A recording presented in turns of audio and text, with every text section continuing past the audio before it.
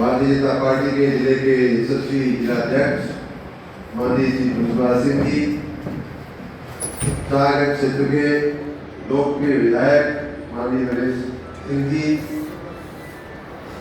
यहाँ के जौनपुर की नगर पालिका के अध्यक्षा श्रीमती मनोरमा भव्य जी, श्री सुनील यादव जी, श्री विजय सिंह जी, नीरू सिंह जी, सुनील तिवारी जी, संदीप सरोज जी, पीयूष गुप्ता जी और इस कार्यक्रम का संचालन कर रहे हैं माननीय हमारे मित्र सुनील मिश्रा जी, आप सभी को दिवाली पर्वों की, आगामी छठ के पर्व की और उसके बाद आने वाले देव दिवाली की बहुत बहुत शुभकामनाएं देता हूँ। बहुत बहुत हार्दिक मित्रों, हम सब बहुत ही महत्वपूर्ण कार्यक्रम के लिए यहाँ उपस्थित हुए हैं।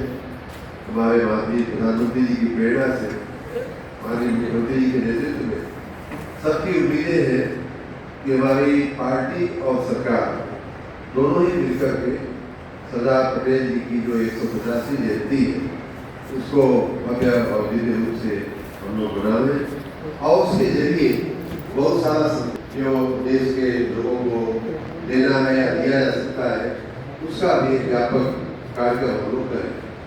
आप सबको मालूम है कि सरदार पटेल लौह पुरुष माने जाते थे।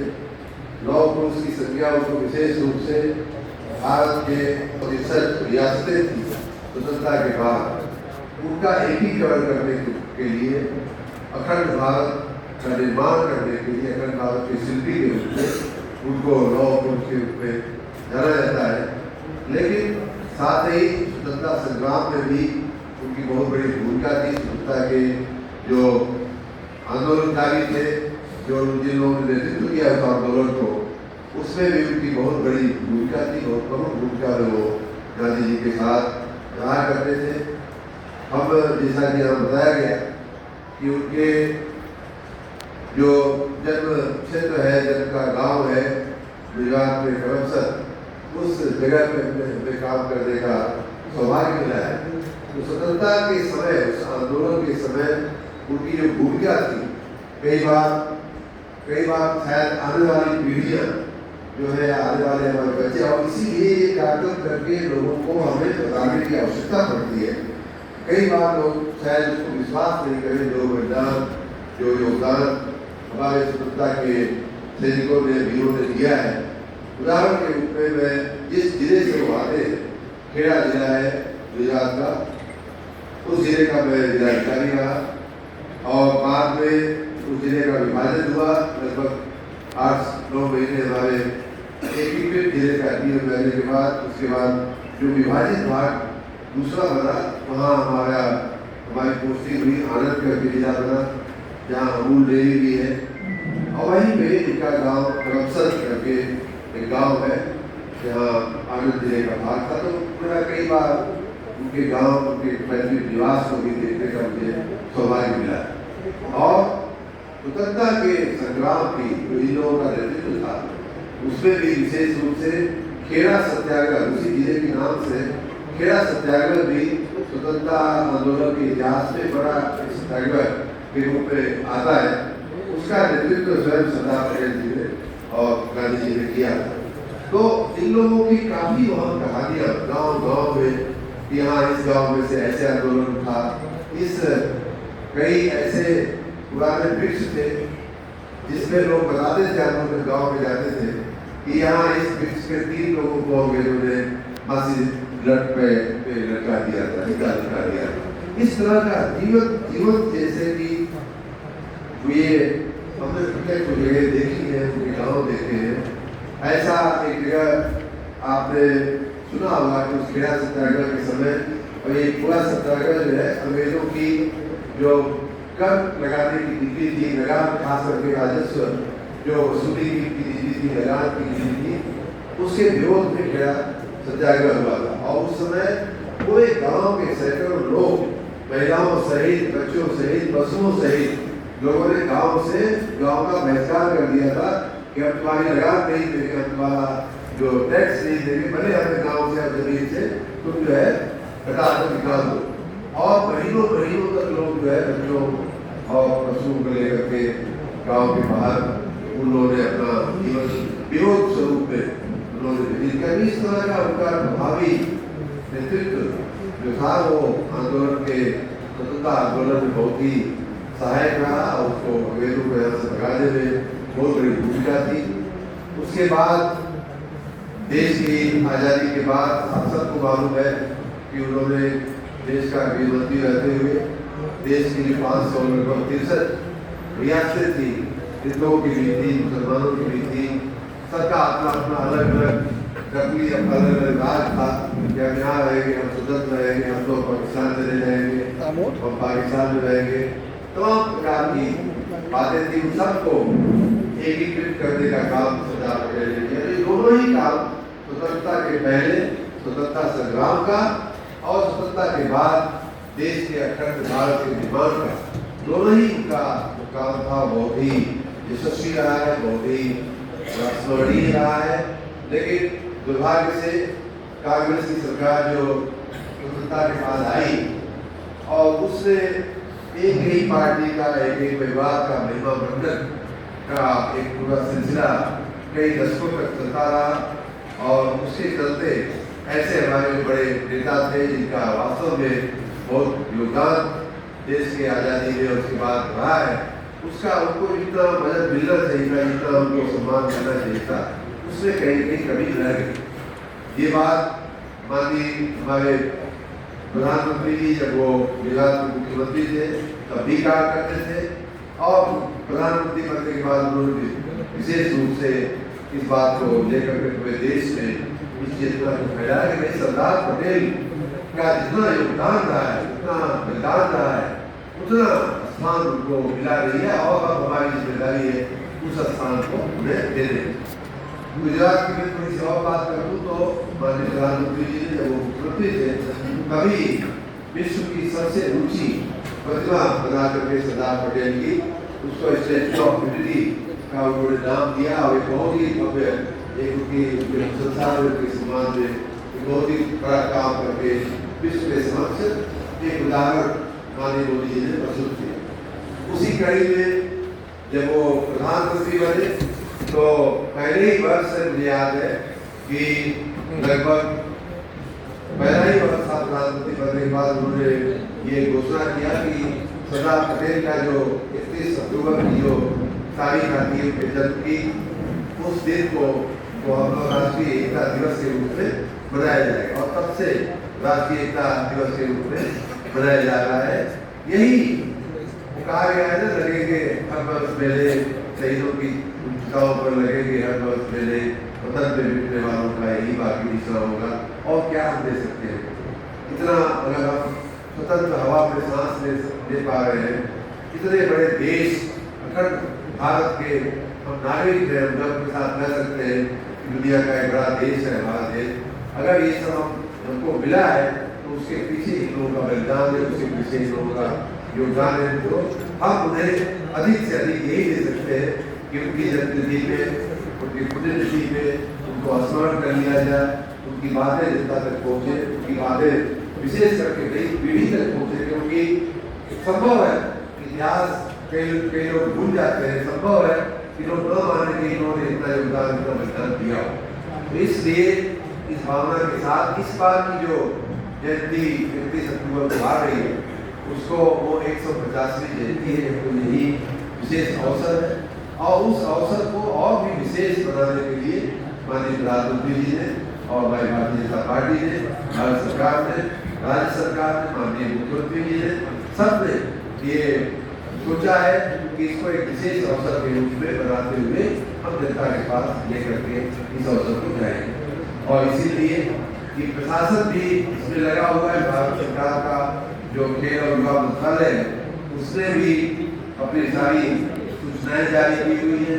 उनका अपना भारत करके, युवा भारत करके, युवा भारत करके उनका एक पोर्टल भी चल रहा है, उनका एक अभियान भी युवाओं को जोड़ने का चल रहा है। भारतीय जनता पार्टी भी उस अभियान में शामिल हुई है। हमारे राज्य सरकार से प्रशासन को भी सूचनाएं आई है। अभी इस कार्यक्रम के बाद हम लोग प्रशासन की इसमें कैसे भागीदारी बढ़े या कैसे भागीदारी उसके लिए समन्वय के लिए भी हम लोग कलेक्टर ऑफिस जाकर के बैठने वाले हैं। प्रेस कॉन्फ्रेंस भी हो रही है जनता को जन चेतना दिलाने के लिए। ये पूरा का पूरा सारा प्रयास हम लोग उसी दिशा में कर रहे हैं कि जो सरदार पटेल जो महामानव थे, लौह पुरुष थे, हमारे अखंड भारत के शिल्पी थे, उनकी इस 150वीं जयंती को बहुत ही विशेष रूप से मनाएं। आप सब जो पार्टी के पदाधिकारी कार्यकर्ता यहाँ इकट्ठा हुए हैं तो उनको शायद ये मिल भी गया होगा, नहीं मिला हो तो आप लोग पार्टी कार्यालय से अवश्य ले लेंगे।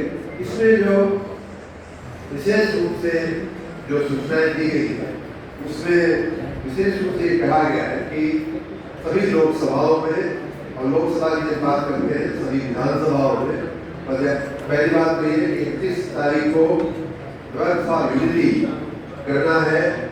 माननीय अध्यक्ष जी आपको उसके कार्यक्रम बताएंगे सबको।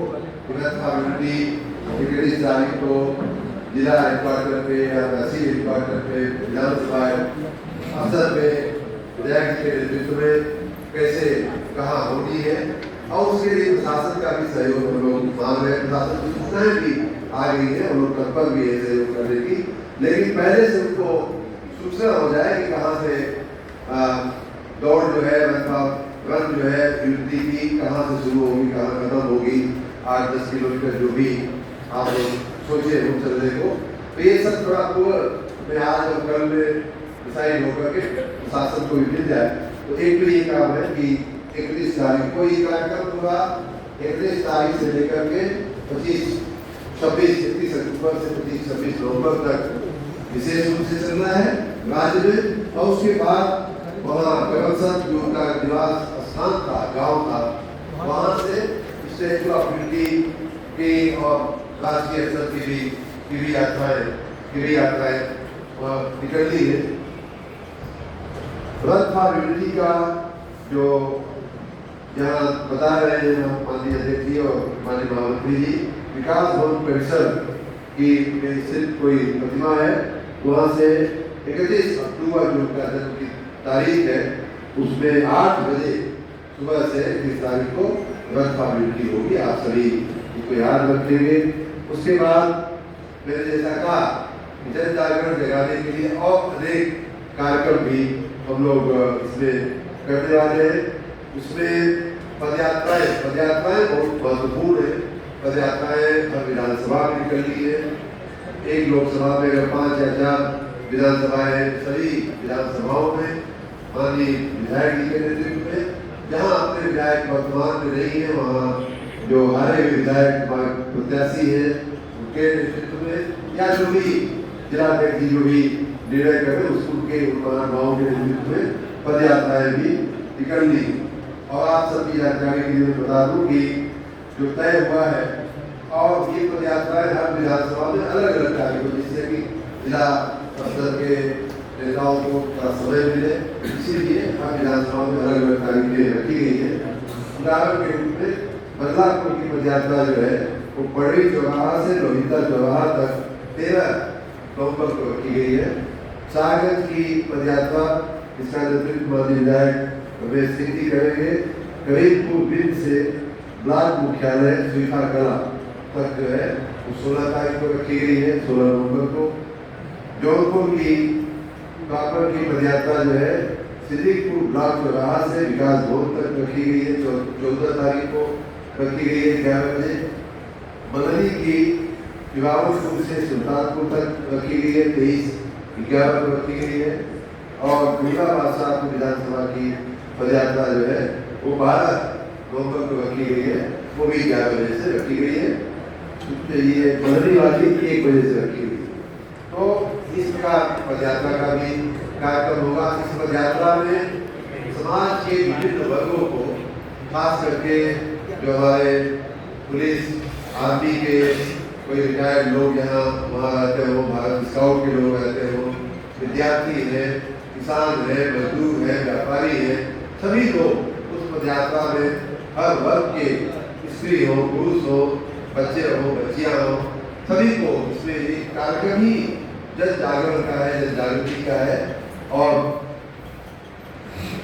इसमें सबको जोड़ना है। उसी प्रकार से आप में से जो लोग चुनिंदा कार्यकर्ताओं को राष्ट्रीय स्तर की पदयात्रा में भी माननीय अध्यक्ष जी भेजने का काम करेंगे। इसमें मुझे जहाँ तक याद है कि 3 लोगों को, कार्यकर्ताओं को भेजा जाएगा तो करमसद से चल करके और स्टैच्यू ऑफ यूनिटी जो गुजरात में है वहाँ जाएंगे।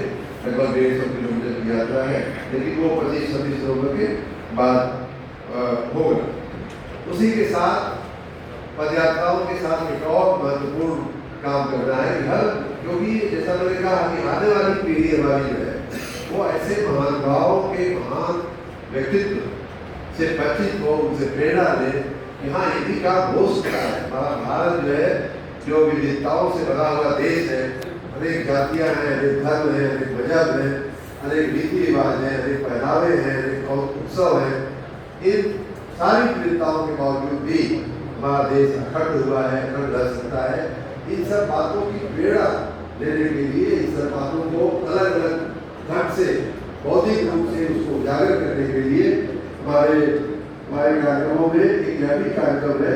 सभी विद्यालयों में भाषण प्रतियोगिता होगी, वक्तृत्व स्पर्धा होगी, जिसको डिबेट कहते हैं, होगी, निबंध स्पर्धा होगी, बच्चों में रंगोली की स्पर्धा कराई जाएगी, राष्ट्रीयता के, राष्ट्रीय भावना के रंगोलियां बन सकती है। उसी तरह से चित्रकला प्रतियोगिता राष्ट्रीय भाव से ओत-प्रोत होकर के विद्यार्थियों में इन सब भावनाओं को आगे बढ़ाने के लिए ये चित्रकला भी की जा सकती है, कराई जा सकती है। तो ये सब पूरा समाज को, चाहे विद्यार्थी हो, चाहे किसान हो, चाहे मजदूर हो, चाहे व्यापारी हो, चाहे सिपाही हो, चाहे अधिकारी हो, उसका समय मान करके, समय ले करके हमें उसको जोड़ना है। कहीं पदयात्रा में जोड़ना है, कहीं बस में जोड़ना है, कहीं स्कूल में जोड़ना है। हर जगह ये कार्यक्रम हमें करने हैं और उस सब में आप नेतृत्व दीजिए, नेतृत्व प्रदान करिए। ये हमारी पार्टी की आप सबसे उम्मीद है। प्रशासन से हम लोग बातचीत कर रहे हैं, ये भी है। अभी इसके बाद हम प्रशासन के साथ बैठेंगे भी। आपको जहाँ भी जो भी स्थानीय सहयोग की आवश्यकता होगी वो अवश्य प्रशासन करेगा। प्रशासन को ऊपर से प्रशासनिक रूप से भी सूचनाएं आ चुकी, तो इसमें कहीं कोई चिंता करने की बात नहीं है।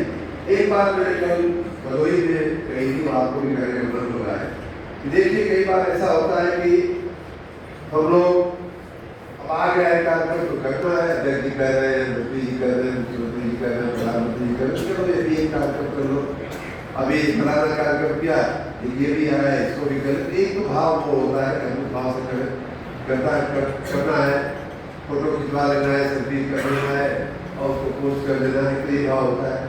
दूसरा मित्रों मेरा, मैं आप सबसे राजनीति में नया होने के मैंने बहुत देखा है राजनीति को 2001 से माननीय मोदी जी के साथ काम करते करते कि ऐसी स्थितियों में से ही नेता बनते हैं लोग, नेता बनते हैं। जैसे अगर यात्रा निकाली, पदयात्रा निकाली, पदयात्रा ऐसे निकालनी है कि हर 2 किलोमीटर पे एक नई टोली जो है वो उसकी शुरुआत करेगी। किसी को भी विद्यार्थी को 2 किलोमीटर से ज़्यादा हमें नहीं चलाना है, तो वो विद्यार्थी कहीं न कहीं जाकर के 2 किलोमीटर पे वो विराम करेगा। फिर वहाँ उनके चाय पानी की व्यवस्था, संभव खाने की व्यवस्था, बड़ी स्वदेशी की हमने कहा एक प्रदर्शनी लग जाए। अपने ये तीसरा मेरा जिला है, कल से भदोही में कहा, बनारस में कहा और आपको भी कह रहा हूँ कि माननीय प्रधानमंत्री जी का ये अभिगम है कि स्वदेशी का प्रचार हो, आत्मनिर्भरता का भी इसी के साथ प्रचार हो, भारत आत्मनिर्भर भारत का भी प्रचार हो। तो वहाँ जहाँ इसका पड़ाव है वहाँ चलती फिरती प्रदर्शनी स्वदेशी की लग सकती है। उस क्षेत्र की अगर कोई महिला समूह है, कोई अच्छी चीज बनाता है, उसका सामान बेचने का वहाँ डिस्प्ले हो सकता है। जिसको खरीदना होगा खरीदेगा, जिसको समझना होगा समझ लेगा। तो ये सब कुछ एक बहुत ही रंग बिरंगा कार्यक्रम हो। हमने नगर पालिका के अध्यक्षा में बैठी है, नगर पालिकाओं को भी हम कह रहे हैं, नगर निकायों को भी कह रहे हैं, जहाँ भी इस तरह के कार्यक्रम हो रहे हो, कहीं यात्रा शुरू हो रही हो, कहीं यात्रा पूरी हो रही हो, कहीं यात्रा पूरा होने के बाद उसकी बड़ी सभा भी करनी है, जहाँ 4 पड़ाव के बाद जो अंतिम पड़ाव आएगा उस दिन का वहाँ बड़ी सभाएं भी आयोजित करनी है। तो वहाँ साफ सफाई रहे, चूल्हा छिड़काव हो जाए, पानी की व्यवस्था हो जाए, सब हमारे नगर निकायों को भी हम लोग ये बातें कह रहे हैं। तो आपको होगा, लेकिन आपकी एक नेता के रूप में, भारतीय जनता पार्टी के कार्यकर्ता के रूप में एक तो है कि हम चलो 100 लोग पद यात्रा में जुड़े हैं, 99 हो गए, चलो मैं 100वां हो जाऊंगा, या 100 हो गए तो मैं 101वां हो जाऊंगा। एक तो अप्रोच वो हो सकता है। दूसरा अप्रोच ये हो सकता है कि भाई 100 लोग कैसे होंगे, किसको किसको फोन किया जाएगा तो 5-5 आदमी लेकर के आ सकता है, किसको किसको फोन किया जाएगा तो 20 आदमी लेकर के आ सकता है, किसको जहाँ पढ़ा होना है वहाँ पे व्यापारी संगठन है, वहाँ पे संस्था है जिसको हम कह दें तो लोगों को अच्छा खाने का, अच्छा भोजन की, अच्छी चाय की व्यवस्था हो जाएगी। किसी अधिकारी से व्यक्तिगत संपर्क बना के कह दिया जाए भैया जरा मदद कर दीजिए। ये होता है नेतृत्व देने का। यही होता है कि ऐसे अवसरों पे आप उसका नेतृत्व दीजिए। भीड़ में शामिल होना एक बात है और भीड़ का नेतृत्व करना तो मैं चाहूँगा, और यही सब अवसर होते हैं जिसमें से नेता बनते हैं। तो मैं आपको प्रेरित करूँगा कि आप न सिर्फ भीड़ में शामिल होइए, लेकिन भीड़ जुटाने का, भीड़ का नेतृत्व करने का आप काम करिए। आसानी सब इसीलिए सब कार्यक्रम होते हैं कि आप उसके चलते आपके नेता नेतृत्व का की जो प्रतिभा है उसमें निखार होगा। पार्टी का, जैसा मैंने कहा कि पार्टी के द्वारा यूनिटी का एक विशेष कार्यक्रम मैंने बता भी दिया कि 31 तारीख को विकास भवन से फिर मैं रिपीट कर रहा हूँ, 8 बजे शुरू होगा।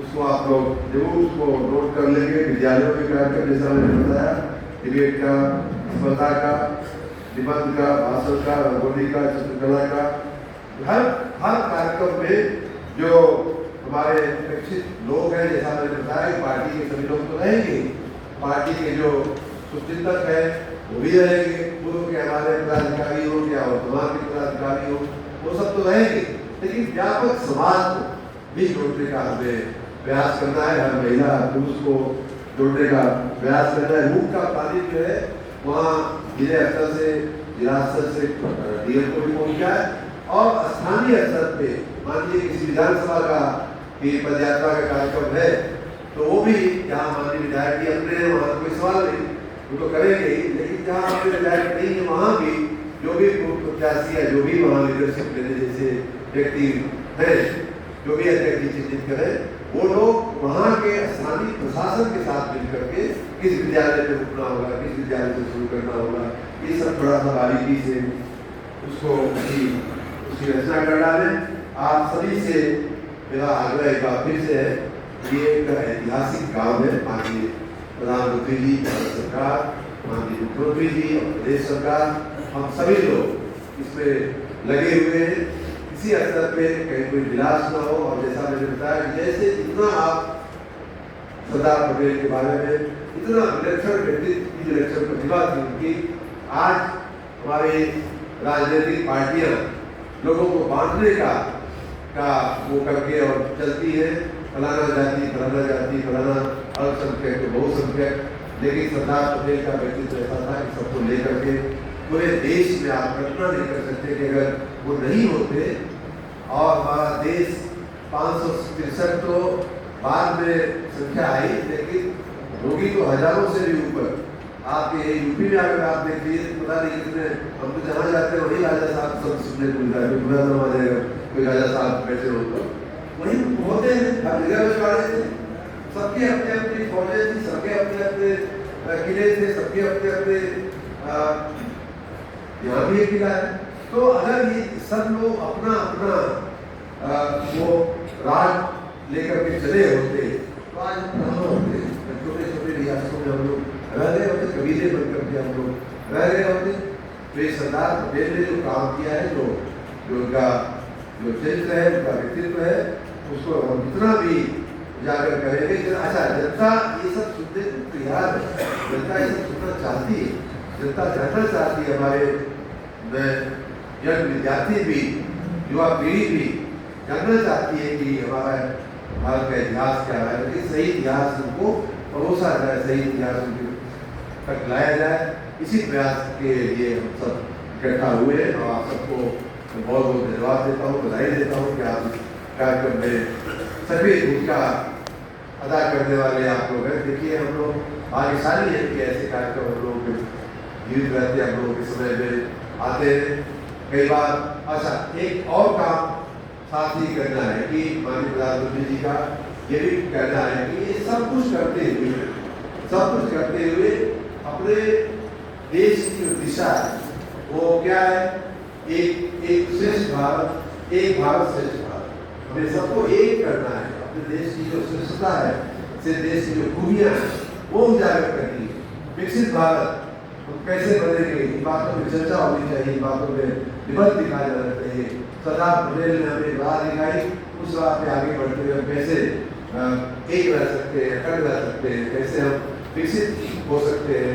ये तमाम युवाओं को जोड़ करके जो खेल युवा मंत्रालय ने शुरू किया है माई यंग भारत, उसको जोड़ करके युवाओं में प्रेरणा लाने का, उनके लिए उत्साह लाने का, देश के प्रति समर्पण, राष्ट्र की भावना जगाने का, ये सब एक ऐतिहासिक अवसर है।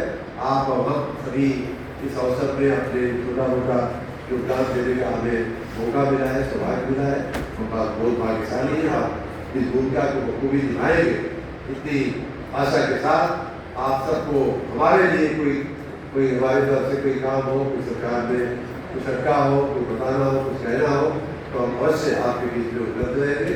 आप सबको बहुत बहुत धन्यवाद। एक बार हमारे साथ भी बोलिए, भारत माता की जय, भारत माता की जय, भारत माता की जय।